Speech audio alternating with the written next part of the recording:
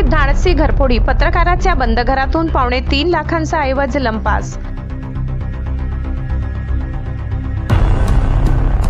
शहरातील मुकुंदनगर परिसरात अज्ञात चोरट्यांनी बंद घराचे कुलूप तोडून सुमारे 2,86,200 रुपयांचा ऐवज लंपास केल्याची घटना घडली।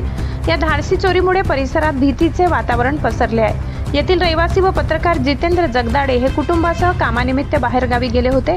घर बंद असल्याचे पाहून चोरट्यांनी कुलूप तोडले आणि आत प्रवेश केला। घरातील 12 ग्रॅमची सोन्याची चेन, सोन्याचे कानातले रिंग, 72,000 रुपयाचा कॅमेरा, चांदीचे बेले, शिक्के, पितळी मूर्ती आणि 35,000 रुपयांची रोकड असा एकूण 2,86,200 रुपयांचा मुद्देमाल चोरट्यांनी लांबवला। घटनेची माहिती मिळताच साक्री पोलिसांनी घटनास्थळी धाव घेऊन पंचनामा केला।